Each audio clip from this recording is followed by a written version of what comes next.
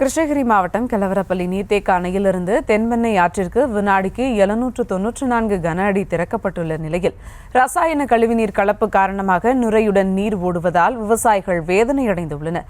கூடுதல் விவரங்களோடு இணைகிறார் செய்தியாளர் ஆனந்த் பாபு. வணக்கம் ஆனந்த் பாபு. ரசாயன கழிவுநீர் ஆற்றுடன் கலந்து வருவதால் அதனை தடுக்க ஏதேனும் நடவடிக்கை எடுக்கப்பட்டிருக்கிறதா? விவரங்கள். வணக்கம் சுபா. ஒசூர் அடுத்த கெலவரப்பள்ளி நீர்த்தேக்க அணைக்கு தொடர்ந்து பெய்து வரும் கனமழை காரணமாக நீர்வரத்து 3வது நாளாக அதிகரித்துள்ளது.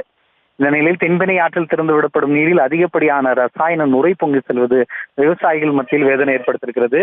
ஒசூர் மற்றும் அதன் சுற்றுவட்டார பகுதிகளிலும் கர்நாடக மாநிலத்தின் தென்பெண்ணை நீர்பிடிப்பு பகுதிகளும் தொடர்ந்து கனமழை பெய்து வருவதால் நீரின் வரத்து கெலவரப்பள்ளி அணைக்கு அதிகரித்திருக்கிறது. நேற்று வினாடிக்கு 500 கன அடி நீர் வரத்தாக இருந்த நிலையில் இன்று ஒரே நாளில் 904 கன அடி நீராக நீர்வரத்து அதிகரித்திருக்கிறது. இந்த நிலையில் தென்பெண்ணை ஆற்றில் வினாடிக்கு 794 கன அடி நீர் திறந்துவிடப்படும் நிலையில் ஆர்ப்பரித்து செல்லும் ஆற்றில் அதிகப்படியான ரசாயன நுரை பொங்கி செல்வது விவசாயிகள் வேதனை அடைந்திருக்கிறார்கள். தென்பெண்ணை ஆற்றங்கரையோரமாக கர்நாடக மாநிலத்தில் அந்த ஆற்றங்கரையோரமாக உள்ள தொழிற்சாலைகள் தேக்கி வைக்கப்படக்கூடிய ரசாயன கழிவுகளை ஆற்றில் கலப்பதாலேயே இந்த ரசாயன நுரை பொங்கி காட்சியளிப்பதற்கான காரணமாக சொல்லப்படும் நிலையில் இது குறித்து அதிகாரிகள் உரிய விசாரணை நடத்தி இதன் மூலம் விளைநிலங்களுக்கு பாதிப்பு ஏற்படுமா, அங்க பகுதியில் இருக்கக்கூடிய பொதுமக்களுக்கு பாதிப்பு ஏற்படுமா என்பதை விளக்கிட வேண்டும் என விவசாயிகளும் சமூக ஆர்வலர்களும் கோரிக்கை விடுத்திருக்கிறார்கள். சுபா,